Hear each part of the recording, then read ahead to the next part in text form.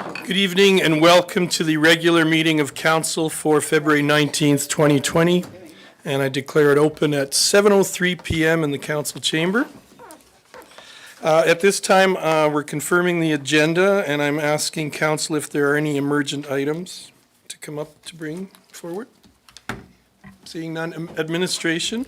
Thank you, Your Worship. We have one emergent item we're hoping that Council will add. It's item 9.6, and it's a proclamation for Freedom to Read Week. I hadn't read it. Sorry, it's a lame joke. Thank you. We have anything else from admin? No. Deborah, do you have anything? Then I'm looking for a motion. Deputy Mayor Corbeil. I move the agenda as amended. Thank you for that motion. All in favor? And the motion is carried. Which brings us to presentations, recognitions. I don't think we have anything. We don't have any delegations tonight, and there's no consent agenda that I'm aware of. Which brings us to item 7, confirmation of minutes. 7.1, the adoption of the regular council meeting minutes for February 5th, 2020. Your Worship, I'd move the adoption of the regular council meeting minutes for February 5th, 2020. Thank you very much, Councillor Peterson. You've all heard the motion. All in favor? Motion is carried. And that brings us to 8. We have no tabled items. And item 9, 9.1, the Canadian Badlands Tourism Conference 2020, March 4th to 6th. And Justin Rebello, welcome. I believe you're presenting. Good evening, Council. I have a quick presentation if you'd like. Seeing nods.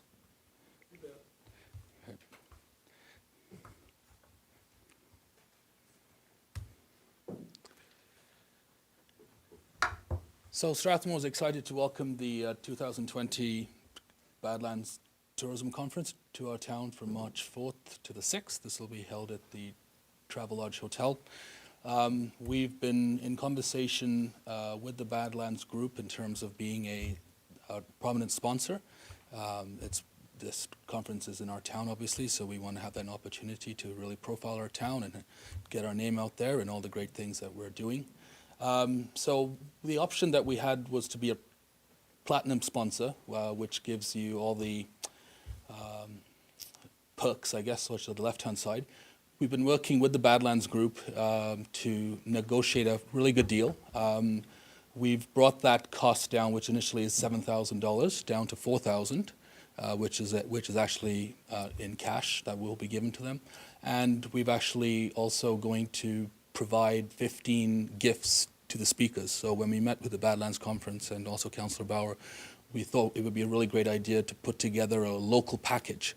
So instead of something just like a binder or something a bit more stale, we thought we'd put together just a local package that promotes all our great local eats and treats and something they can really take home and something that mirrors the actual conference. So Chuck and myself are going to be working on that speaker package, which will dedicate approximately $50 for each. So including the speaker gifts, which are around $750, and the $4,000, we're looking at approximately $5,000 to be a platinum sponsor, down from the $7,000.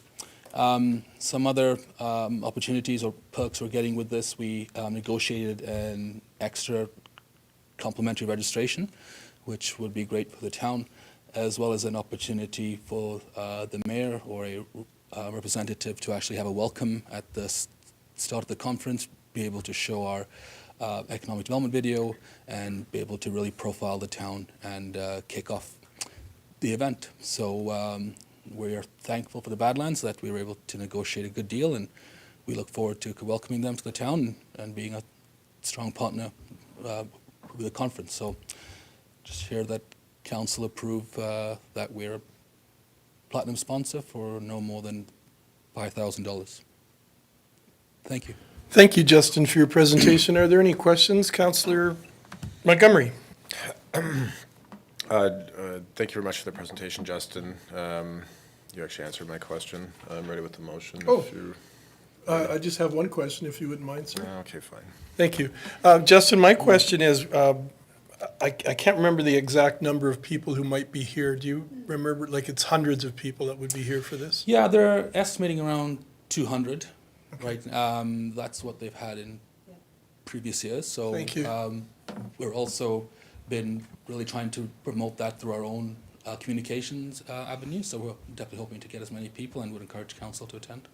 Thank you. My question is, and you can speak to this easily probably, is there any merit in connecting with the Chamber of Commerce to see if there are ways that they might be involved in making that day a little more eventful, but also something that could, our businesses could see some benefit from these guests in our town? Through the chair.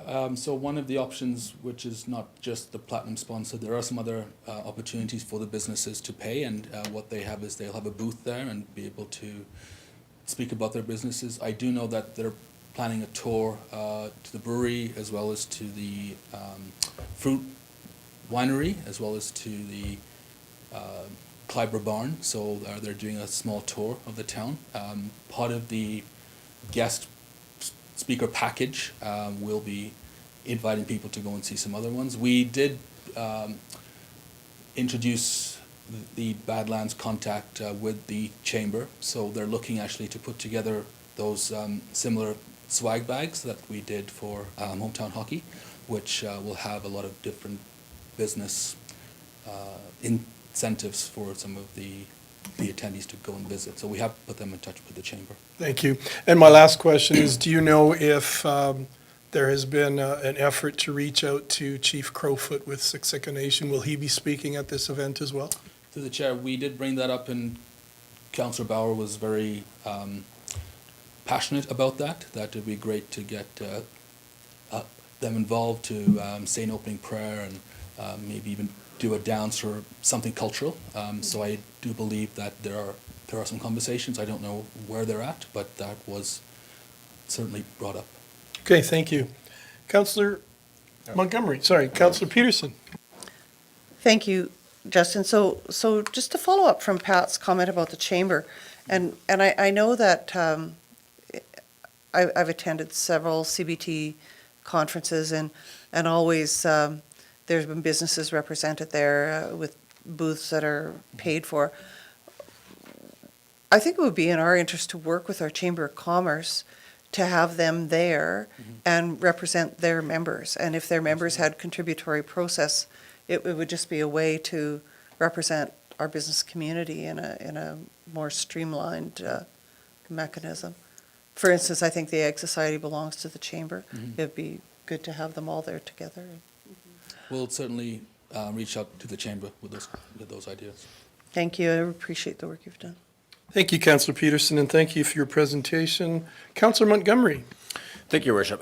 So I guess one question that is a very good question is this money budgeted for, or is this coming from somewhere? To the chair, it's part of the economic development budget that we Okay, have. perfect. In that case, I will move that council become a sponsor of the Canadian Badlands Tourism Conference 2020 for no more than $5,000 in cash or equivalent. Thank you for that motion, Councillor Montgomery. Now that we have the motion on the floor, is there any discussion on the motion? Seeing none, all in favor? And the motion is carried. Thank you. Thank you again for your presentation. I think it's another great thing that'll bring people to our town, and hopefully we'll be able to showcase what we have to offer. And that brings us to 9.2, National Indigenous Peoples Day Task Force, which is on page 15. And Linda, you and Estokami are presenting. Welcome. Thanks for coming. We are glad to have you here. Good evening, Your Worship and Council. We would like to start off with a short video.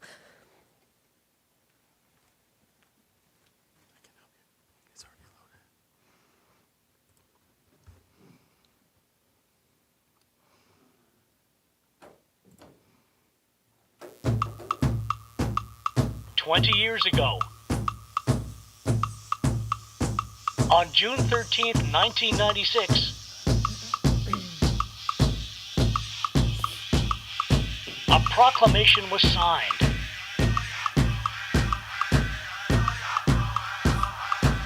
honoring and celebrating First Nations, Inuit, and Métis peoples.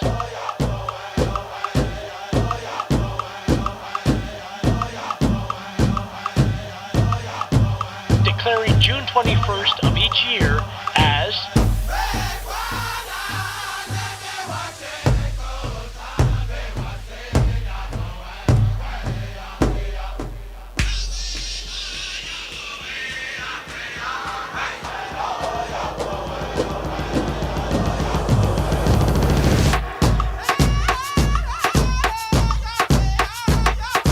It's a really good day for everybody to get together. Being able to listen to this, traditional music, which is so beautiful. Remembering where we came from, where we are today, and like where we're going in the future.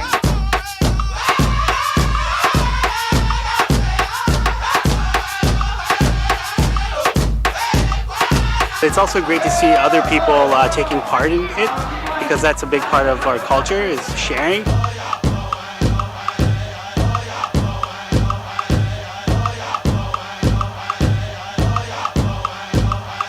Taking pride in who we are.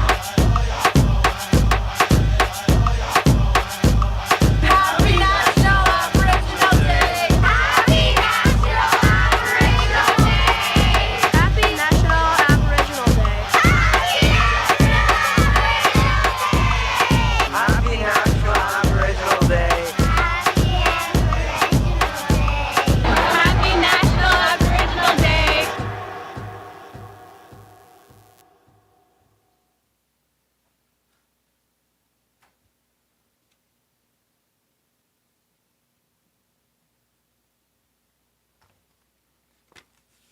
So as you're aware, 2019 was the first year that we coordinated a celebration in the town of Strathmore for National Indigenous Peoples Day. And moving forward, what we would like to do is have more engagement with the community and other people in coordinating that. And so we're here tonight to recommend that council approve the terms of reference that is attached in your package, and to appoint a councillor to the task force. Thank you very much, Linda. And are there any questions or comments from councillors? Councillor Peterson? Thank you, Worship. So first, I really, really appreciate seeing this. One of the suggestions I have, and it's not an editorial process, but a suggestion under the eligibility criteria, and or under public members, but somewhere in there that there be a category that acknowledges the spirit of the Kimapits and the all my relations idea, that it's always desirable to have cultural competency, or the desire to gain cultural competency as a desirable trait. So it's not necessarily a portion of eligibility, but simply something that's desirable. That's the only thing I have, Your Worship. Thank you. Thank you, Peterson. Patterson? Thank you, I told you I Councillor was going for an Peterson. alias. Councillor Montgomery. Thank you, Worship. What is there? Do you guys have like a budget amount outlined for what this task force will be using? So part of the responsibility of the task force would be to put together a budget and look for sponsors and donations for it. We currently have a very small budget for National Indigenous Peoples Days, and we're aware of some other grants and sponsorships that are available, and so we would be part of the task force encouraging and looking for additional support that way. Okay. Have you guys approached Wheatland County yet about this? We haven't reached out to Wheatland County yet. We wanted to come to council first and get approval of moving forward, and then our next steps would be to reach out to Wheatland County and Siksika Chief and Council. Okay. And just out of curiosity, what would the 3 town staff be doing support-wise? Like, that wouldn't be at every meeting, would it? Or would just in the background? Your Worship, through the chair, yes. So we have 2 members of Siksika Nation that work in community and social development. And so those 2 staff would be part of the task force and myself. Okay. Okay, thank you. Thank you, Councillor Montgomery. Deputy Mayor Corbeil. Thank you, Your Worship. I have a motion.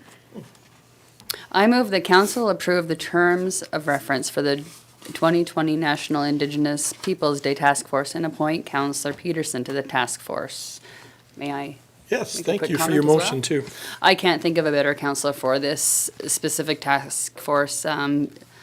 Councillor Peterson, with her knowledge and passion and everything, it would be leaps and bounds over myself anyways.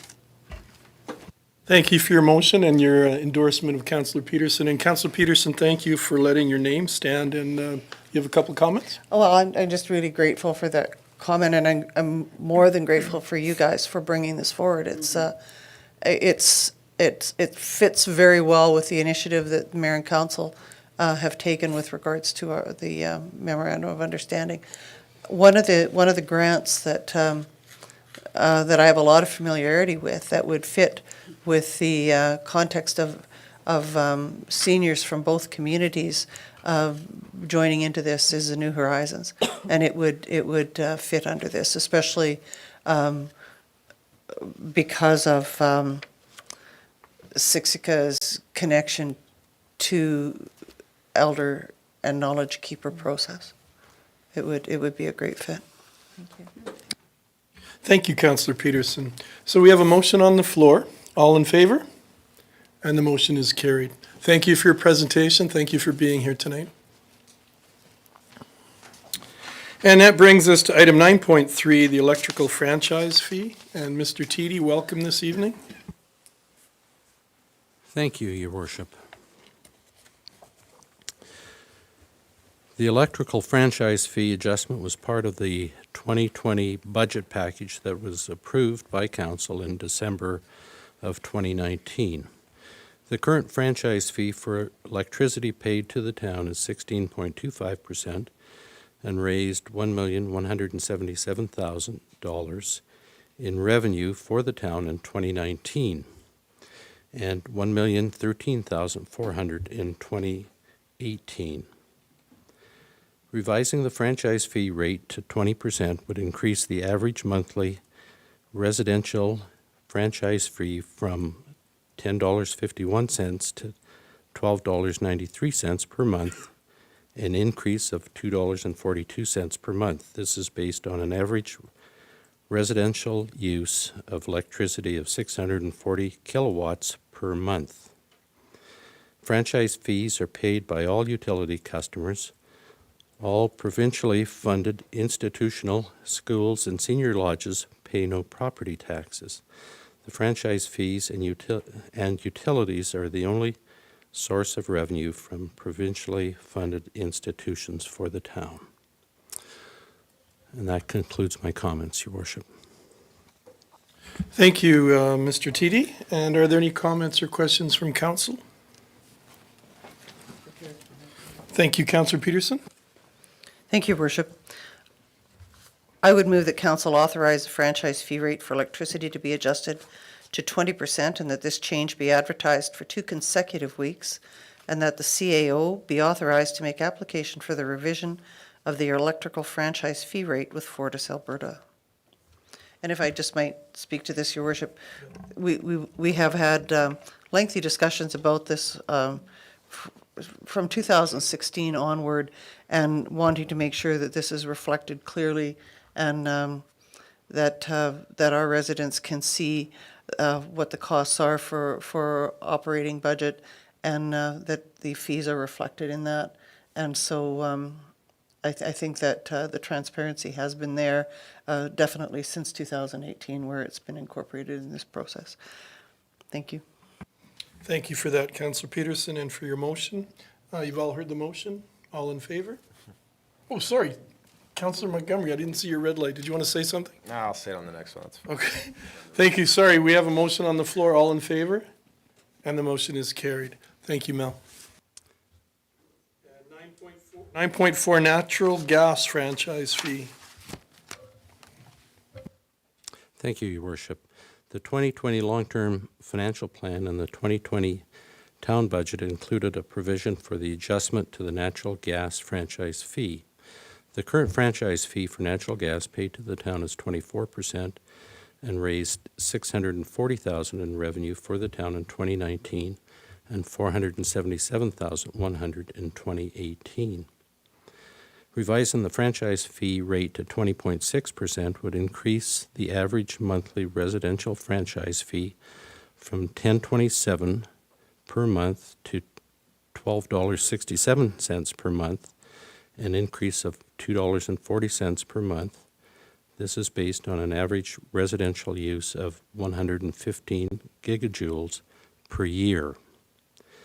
Franchise fees are paid by all utility customers. All provincially funded institutional schools and senior lodges pay no property taxes, and these franchise fees and utilities are the only source of revenue from provincially funded institutions in the town.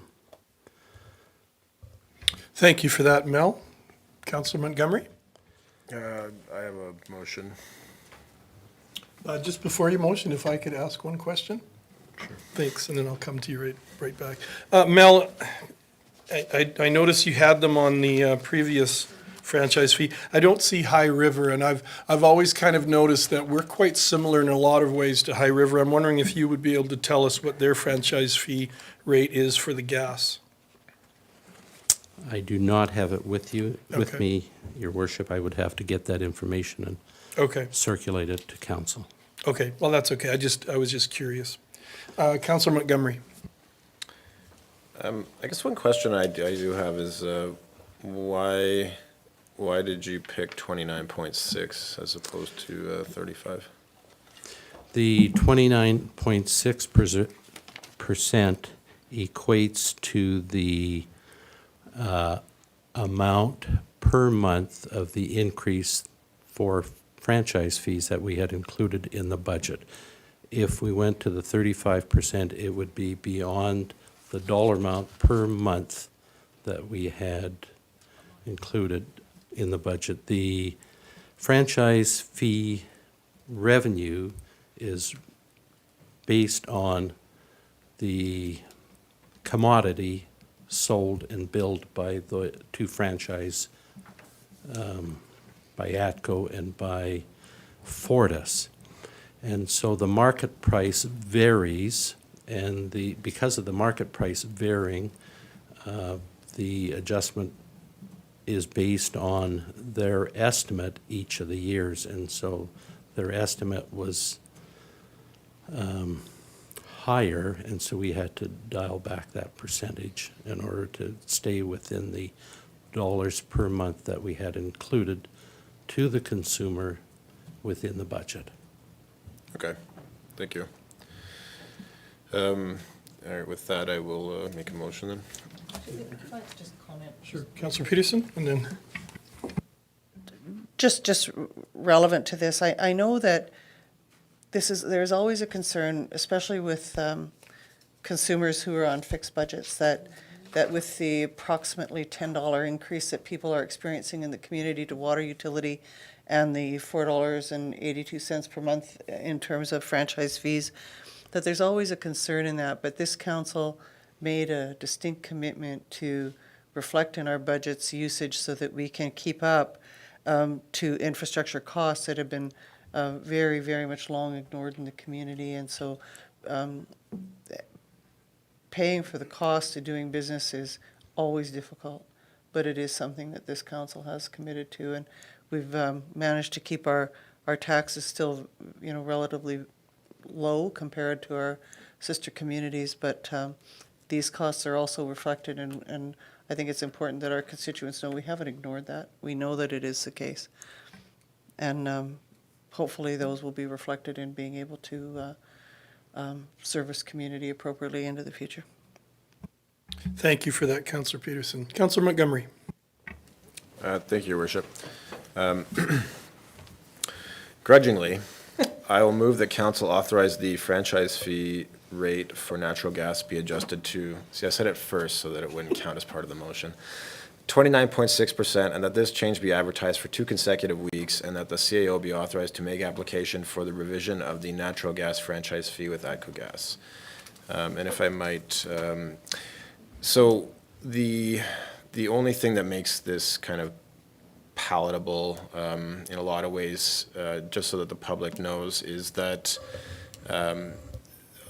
other government institutions and other institutions do not pay property taxes in our town, and I know this has been said before, but so we are not able to collect certain revenues from those entities, and so by increasing our franchise fees, we are able to actually capture some revenue from those institutions that we otherwise wouldn't be able to, which overall saves us on the amount of that we have to increase taxes by. So as much as I loathe the idea of increasing fees, this does work to keep our taxes a bit lower. So thank you. Thank you, Councillor Montgomery. You've all heard his motion. All in favor? And the motion is carried. Thank you, Mr. Teedy. And that brings us to 9.5, Town of Strathmore Stampede sponsorship. Jennifer, are you speaking to this? I am, Your Worship. Thank Thank you. you. Council has received a letter requesting that council sponsor, a letter from the Strathmore District Agricultural Society requesting sponsorship for the rodeo, for the Heritage Days Rodeo. The request is for $25,750. Administration has included this amount in the budget for this year. As in previous years, we've sponsored the rodeo for numerous years. As part of the agreement, council will get in return the private suite where they host volunteers and community groups, as well as a number of branding and advertising opportunities. Administration is asking that council do give consideration to the possibility of signing a multiple-year agreement so that this doesn't have to come back every year, as it's something that we budget for by practice anyways. With that, we are recommending that council do approve the sponsorship. Thank you, Jennifer. Councillor Peterson. I agree with the multi-year process. It fits with our budgeting process as well.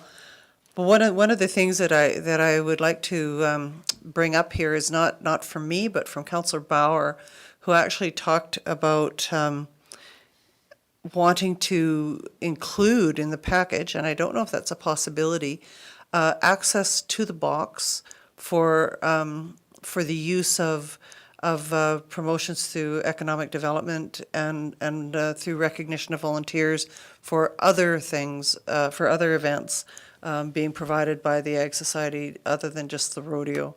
And I don't know if we could, if we did multi-year sponsorship, if that would be an adequate trade-off. But perhaps the Ag Society would see that as being, if we did some certainty in there for their budgeting into the future, that it might be a consideration that they would make. I don't think it's necessary for this motion to go forward, but it would be good if we could write it into an agreement. Thank you. Thank you, Councillor Peterson. Jennifer, did you want to speak to that? Yep, thank you, Your Worship. Councillor Peterson, that's something definitely we can bring up with the Ag Society, and hopefully we can work on an arrangement to include that. Thank you for that. Jennifer, just 2 questions. One is the recommendation to look at choosing one of those terms, 1, 2, or 3 years as part of the motion? Yes, Your Worship. And the second question is, well, this comes from Councillor Bauer, actually. She's wondering if we could maybe make a note to ask the Strathmore Agricultural Society that at the closing event, when we award the buckle, that the town would be allowed to say a few words, if that could be put in the contract. Well, not in the contract, I guess. Let us speak. If you could just maybe add that. Yeah, perhaps. So are any of you councillors ready to make a motion? And or did you want to have any discussion on what kind of a term we're looking at for the Councillor Peterson? I guess, Your Worship, I'm always reluctant to tie future councils into our processes. So I would be prepared to move the following motion: that council approve administration to sign the letter of agreement between the Town of Strathmore and the Strathmore District Agricultural Society in the amount of $25,750 for a 2-year term with an option for a 3rd-year renewal. Thank you, Councillor Peterson, and I think those are very wise words that we don't want to necessarily affect future councils coming in. So we have a motion on the floor. All in favor? And the motion is carried. Thank you, Council, and thank you, Jennifer. And that brings us to item 9.6, proclamation for Freedom to Read Week. Jennifer, you're speaking to this? Yes, Your Worship, thank you. Council has received a request from the Marigold Library requesting that Council proclaim February 23rd to February 29th as Freedom to Read Week in Strathmore. Freedom to Read Week is an annual event that encourages Canadians to think about and reaffirm their commitment to intellectual freedom.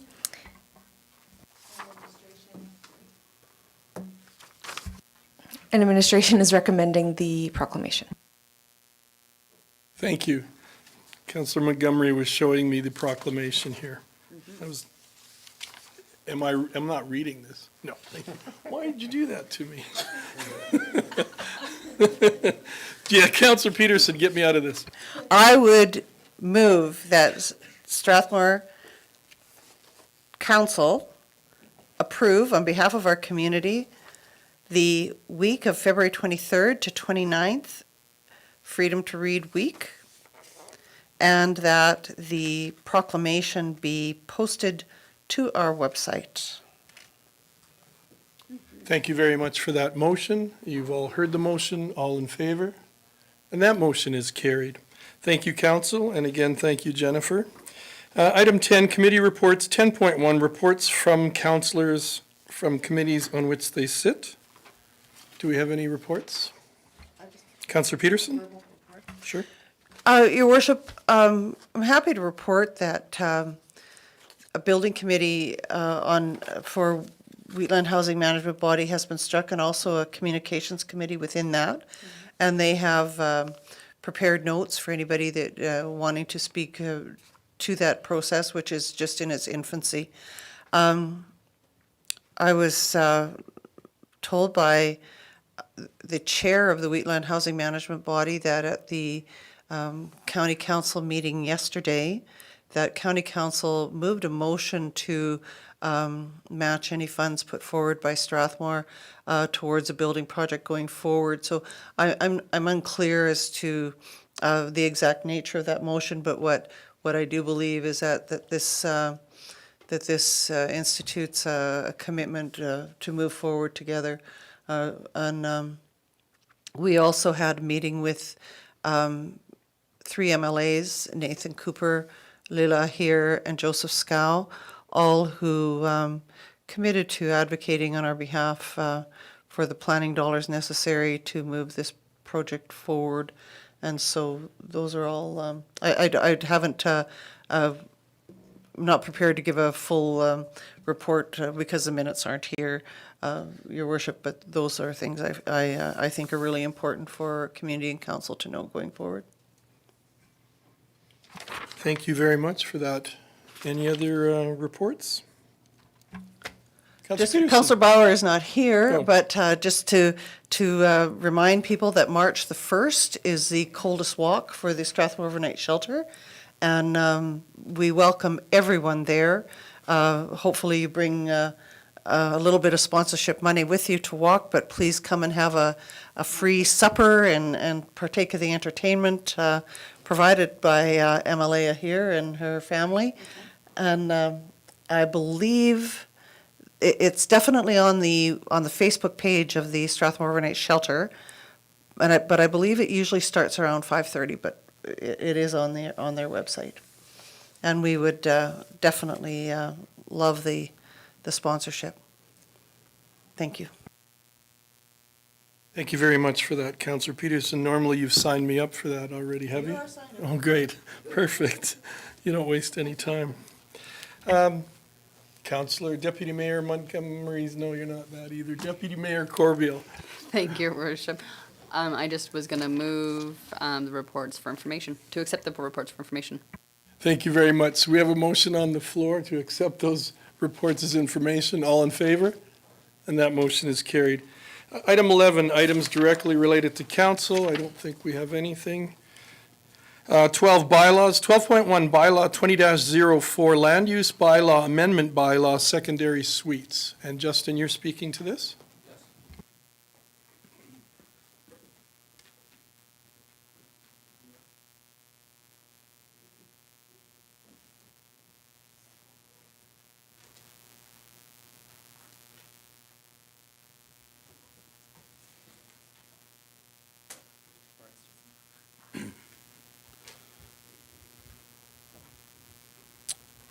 I have it on the presentation if you'd like one. Sure. Okay.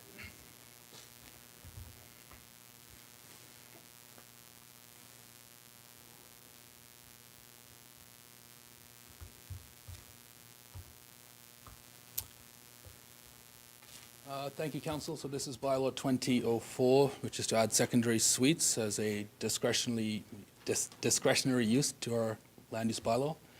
At the Committee of the Whole meeting on January 15th, it was proposed that we remove the land use amendment process to make it easier for developers and applicants and to add the use as a discretionary use. This is the current process to date. This bylaw will remove step one and approximately $2,250 for applicants and an approval time of about 3 months. So we'll be saving that for them. This process will still require a development permit that will go through the regular process and a building and utility permits, much like any other new use. So bylaw 2004 seeks to add secondary suite as a use.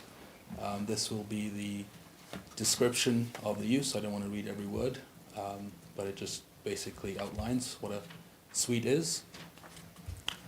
And these will be the land use districts that we'll add the use to, and the proposed land use bylaw requirements. So only one secondary suite may be developed with a principal dwelling, one parking stall for the suite on site, and that street parking will not receive credit. As per the Committee of the Whole meeting, Council requested a communications plan. Sorry, that's small. I'll thank Mr. Cameron Thompson for that. It is in attachment 2 of your report, but our plan is to do about a month's good public engagement prior to the second and third hearing. So thank you to our comms department for working with us. So we've got some plans to do through social media, and as well host an open house. We want to engage with some of our real estate and development experts as well as the public.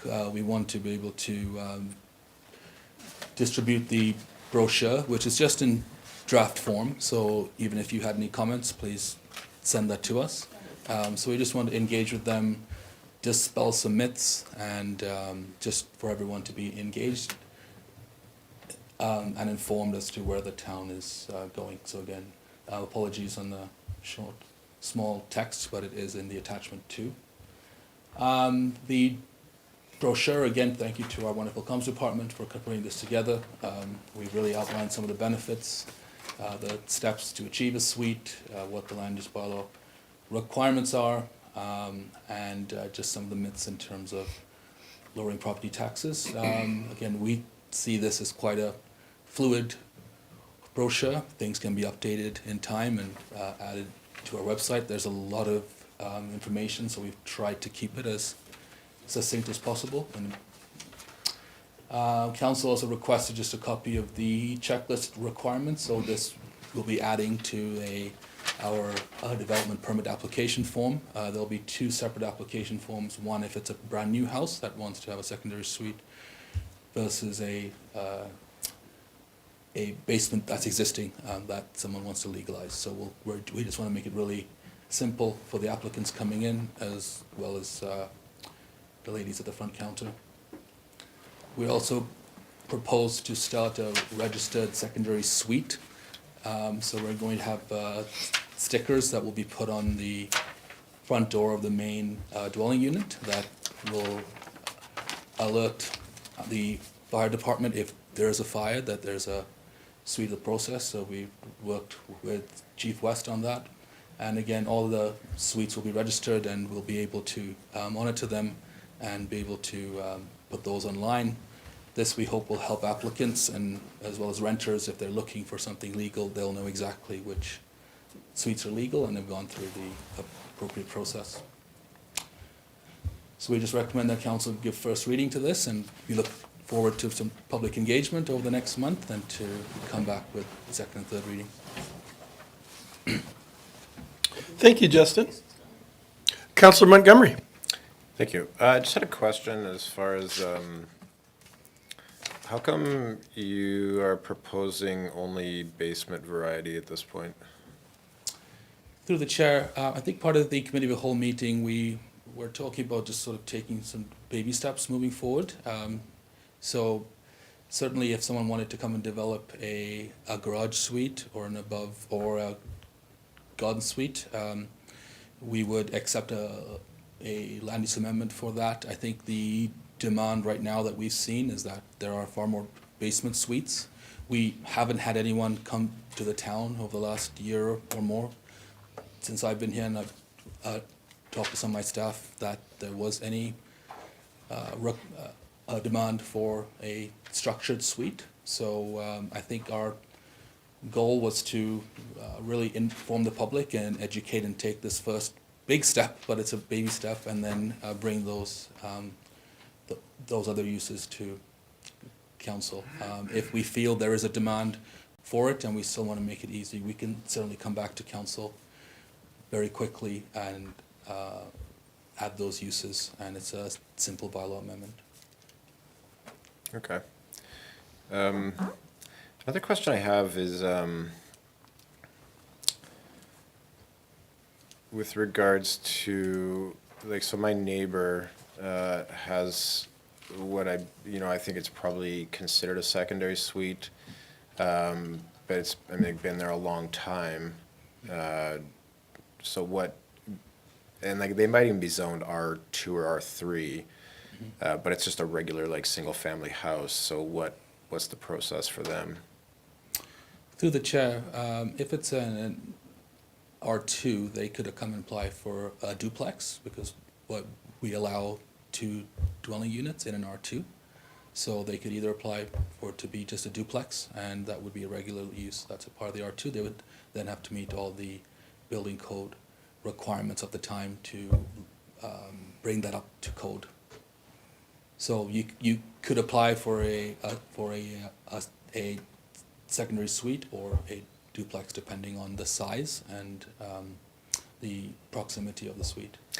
So I'm under the impression that this was an approved secondary suite. You know, like it must have been built probably 30 plus years ago, I would assume. So isn't it a bit impractical to expect those people to jump through the hoops of like, the current building code, let's say? Through the chair, those examples in the planning term we call legal non-conforming. So they were legal at one time, but as the building code has changed or specs have changed, if they came in for any new permits, or if they came in with a new basement permit, or they came in to upgrade, they would have to meet the code of the day. But if we wouldn't enforce them as an illegal suite, as they were approved at one time. But if they were to come in to do any renovations or to ask for any permits, sure, they would have to meet the requirements of the day.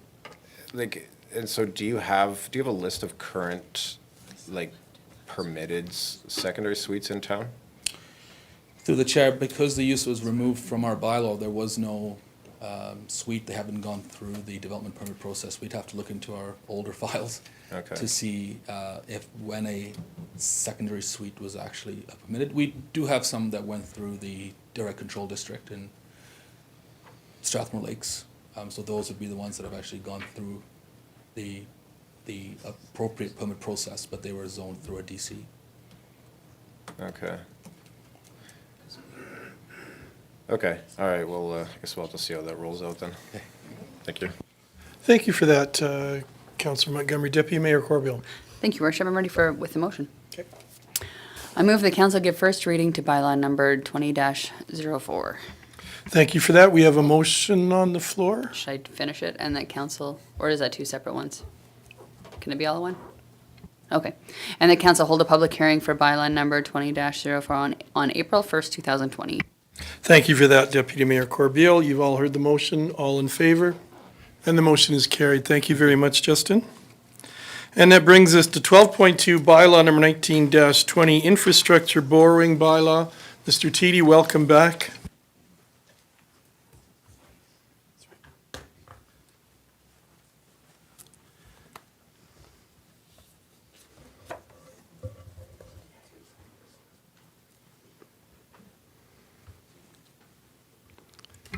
Welcome back. Thank you. We're Your all ready. Worship. The policy of borrowing for revenue-generating assets and full cost recovery of utility expenses, including the cost of debt repayment, was included in the adopted 2020, 2019, 2018, and 2017 long-term financial plan and in the workshop discussions and budget presentations of the past. Bylaw 1920 provides for funding of water, sewer, and storm sewer projects contained within the 2020 capital budget. Council gave first reading to this bylaw December 18th. Following first reading, the bylaw was advertised for 2 consecutive weeks ending January 3rd, 2020. No commentary from the public was received by administration in the 15 days following the date of the last publication. The estimated interest rate if we were to borrow today would be between 2.5% and 2.7% per annum. It is anticipated that the borrowing would be through a chartered bank utilizing bankers' acceptances with a 15-year amortization period and a 10-year renewal period. Section 254 of the MGA requires the passing of a borrowing bylaw prior to the start of construction or acquisition of a capital property that is funded in whole or in part by a borrowing. And that concludes my comments, Your Worship. Thank you, Mel. Mel, do you think would you be able to just quickly speak to the idea that even though this is a borrowing bylaw, that we have it funded within utilities, that we have that cost recovery? Maybe the public would just need a quick sentence or two on that. Sure. The borrowing for utilities, when we borrow for a utility project, the cost of the borrowing, so that's the interest and the principal repayment, is included in the expense of the utility. So the repayment is funded by utility revenue and expenses and is not part of the tax recovery or payment of taxes. It's completely funded separately by the utility department. That was a perfect explanation. Thank you. Thank you, Your Worship. Councillor Peterson. So then the value for that is readily measurable, It always. is. It And is. so, yeah, so anytime we do strategic infrastructure borrowing, we absolutely know that it becomes a value added in terms of the operational metrics. Yes. Good. Thank you, Councillor Peterson. So at this point, we're looking for some, Councillor Peterson. Your Worship, I would move that council give second reading to bylaw number 19-20, 2020 infrastructure borrowing bylaw. Thank you for that. And now that we have a motion for second reading, is there any discussion on that? Seeing none, all in favor? And that motion is carried. Deputy Mayor Corbeil. Thank you, Worship. I move that council give third and final reading to bylaw number 19-20, 2020 infrastructure borrowing bylaw. Thank you very much, Deputy Mayor. And you've all heard that motion? All in favor? And that motion is carried. Did you want to speak? I'll just read the next motion. Oh, thank you. Sorry. That's okay. Thank you, Your Worship. I will move that council authorize the mayor and CAO to sign borrowing documentation to complete the borrowing. Thank you for that, Councillor Montgomery. You've all heard the motion. All in favor? And that motion is carried. And that brings us to 12.3, Bylaw 20-05, Supplementary Assessment Bylaw. Mel. Thank you, Your Worship. This bylaw is a housekeeping type bylaw that provides for assessments to be made for new construction completed during the 2020 calendar year after the initial assessments and tax rolls have been completed. Similar bylaws are passed annually. The supplementary property taxes for 2019 were approximately $33,000 and $21,400 in 2018.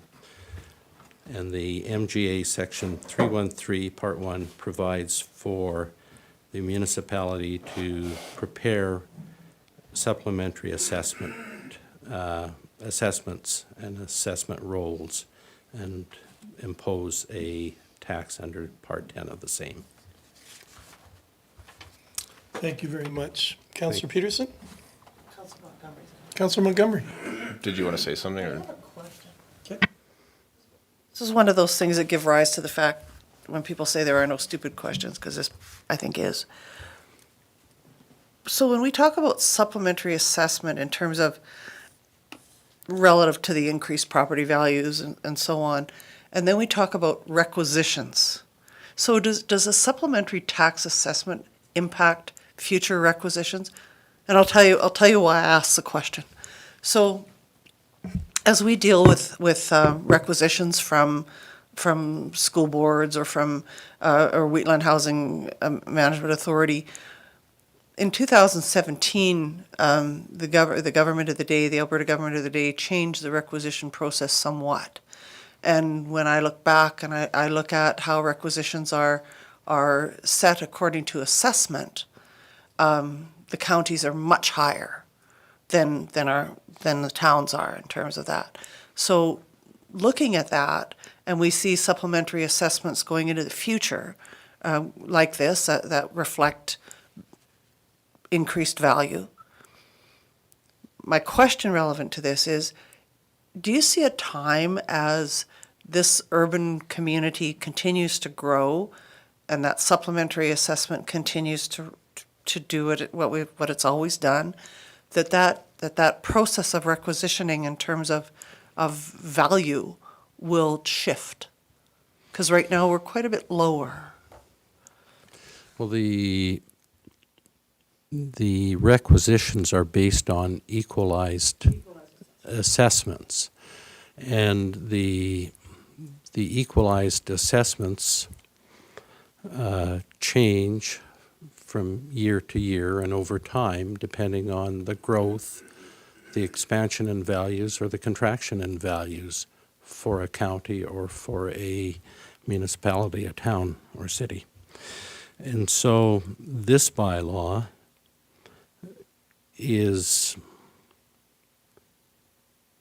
enables us to put a tax on a property where a housing start has happened and there's an increase in value, and eventually those supplementary taxes, assessments, get reflected by the province within the value of the overall assessed values, because we report assessed values to the province. So you're saying that over time it could have an impact? Mm-hmm.